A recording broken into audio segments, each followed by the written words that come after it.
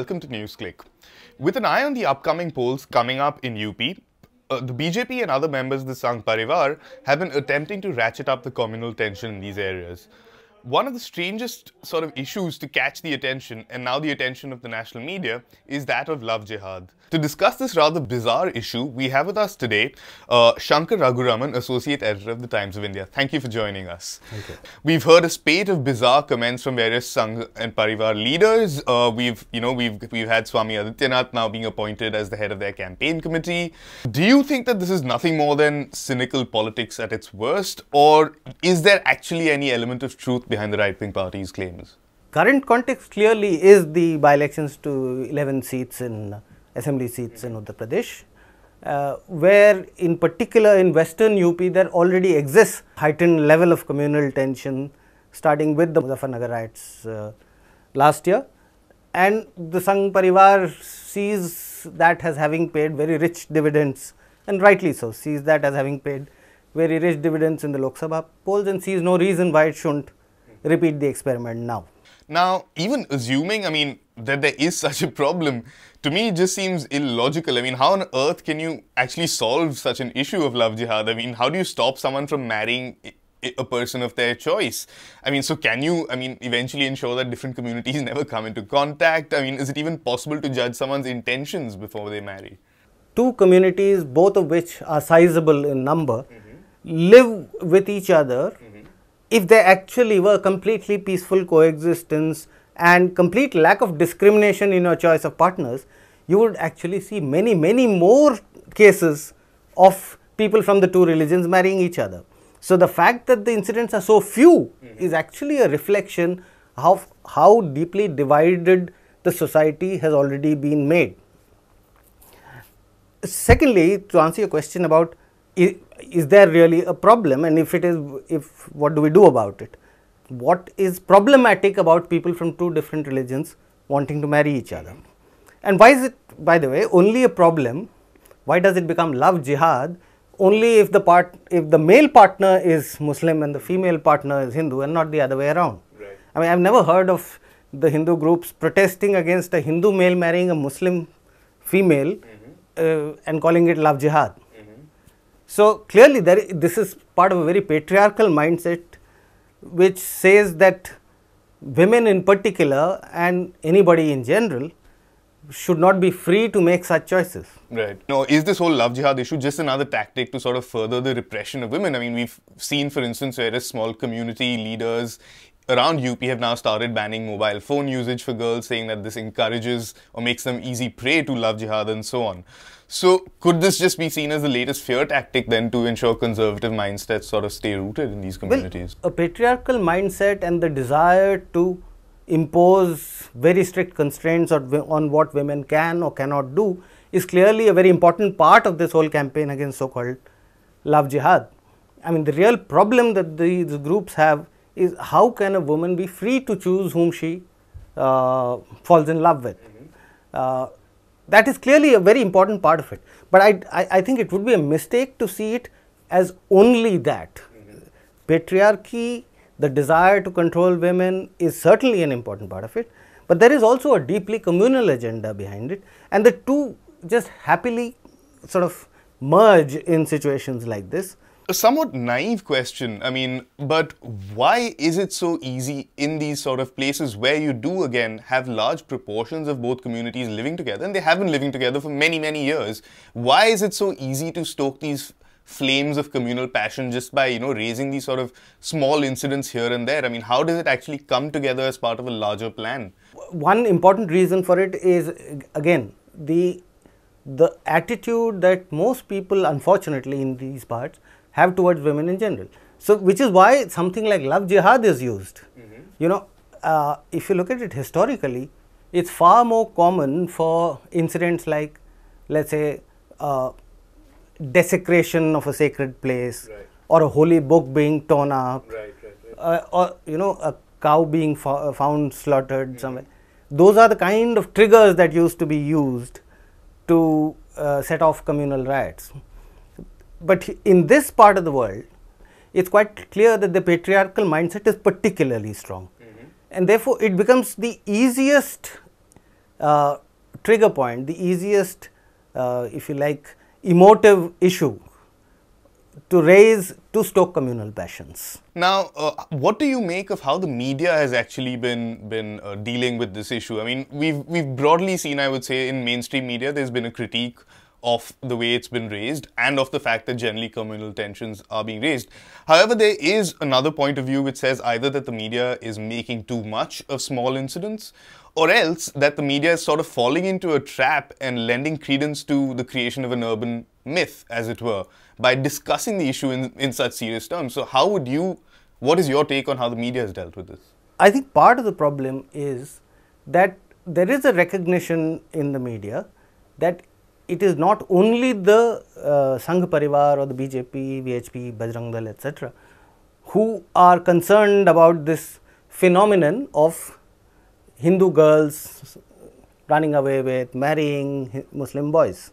There is in that society, as I said, given the patriarchal nature of that society, there is, let's not forget that there are similar reactions when Jat girl, for instance, the most common conflicts in this part of UP used to be about Jat girls running away with Jatav men. Jat-Jatav clashes were the norm in this part of, and they continue to be. But that remains something within the greater Hindu fold, right? So it cannot acquire a communal color. Right. There is a distinct caste color to it, and every time something like this happens, punishment is meted out not just to the supposedly sinning or errant individuals, but to the community at large. But of course, that doesn't become a communal incident the way we define it. So it's because it's between two religious communities, we look at it somewhat differently. Now, it is one thing to recognize that there are people who probably have nothing to do with the Sangh ideology who also subscribe to such a mindset. It's quite another to therefore say that it's a legitimate concern.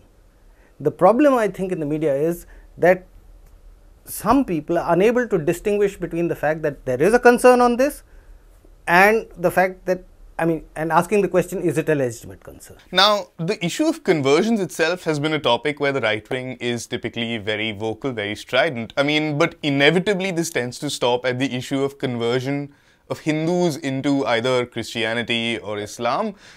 There's very little talk about the conversion, for instance, of tribals into Hinduism, something which is being practiced across, the heartland of India, I could say right now. If you accept the former as a problem, surely the latter should be a problem too. And so how do you square this sort of position? Yeah, in fact, it's not only is there no halla about, tribals many of whom were animists converting to Hinduism. There are actually celebratory events when tribals who had converted to Christianity, for instance, reconvert to, it's true that for these groups, the Hindu fundamentalist groups, conversion is an issue only when it is from Hinduism to something else. And even there, it is more of an issue when it is into religions which are outside the so-called broader fraternity of the Hindu fold.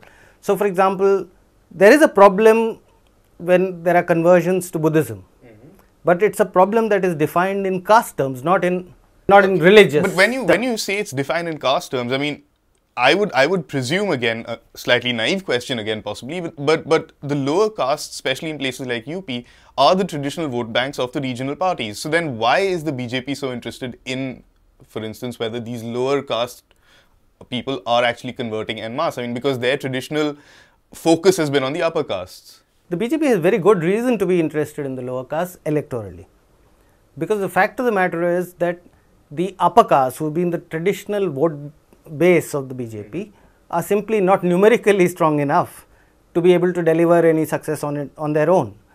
The two times when the BJP has spectacularly succeeded in UP, one was in the 1990s, when in the aftermath of the Ram Janam Bhoomi agitation, the Sangh Parivar succeeded in co-opting various OBC groups, Dalits, etc., into into its fold on the larger issue of Shri Ram ke naam pe mandir banana hai. And the other was in 2014, where again a communal agenda enabled them, because otherwise their lament has always been Muslims vote tactically, Hindus don't. So if we can unite Hindu society, then obviously the numbers are in our favor. So you can understand why electorally the BJP would want to do that. Now, just sort of jumping back again to the issue of conversions, I mean, do you think that our anti-conversion laws, I mean, which we have, I think, in about 5 states, do you think that they are appropriately framed to ensure that there are actually no forced conversions? And I mean, does the state actually, in your opinion, what's your opinion of how the state can interfere in this sort of space? The first question is, do we need such a law at all, or should everybody be free to choose their religion? In an ideal situation, that's how it should be. Everybody should be free to decide what religion they want to profess, or to not profess any religion whatsoever, or to profess a religion and not tell the world what religion. I mean, all of those choices should be available to people. It is, of course, it is this mindset of part of the Hindutva campaign has always been that Hindus are threatened, they are under siege. It's very difficult to make a majority community feel besieged, but that's always been part of the attempt of the of the Sangh Parivar. And so conversion is one part of that narrative. Love Jihad is another part of the same narrative. Right. People are turning away from your religion to some other religion, and one day you will be outnumbered in this land. That's how the narrative goes.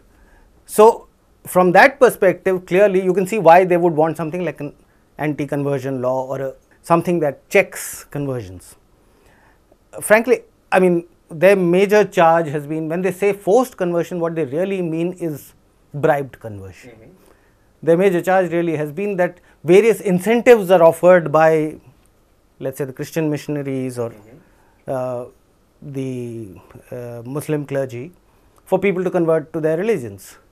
Now, I don't see why that is forced. I mean, you might morally disapprove of somebody deciding his value systems based on who is giving him what in material terms, but that's his choice.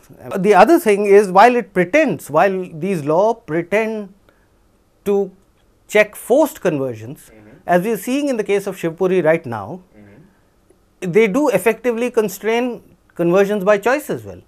I mean, there are these Dalit boys who chose to convert to Islam, against whom cases have been instituted. They want to court submitted affidavits saying that we converted of our own free will, yet they are in jail. They have been arrested, they have been put in jail, because the law requires them to notify the state. Exactly. If they convert even out of choice. Now, why should we have something important to consider? And that's all the time we have today. Thank you, Shankar, for joining us, and thank you for watching Newsclick.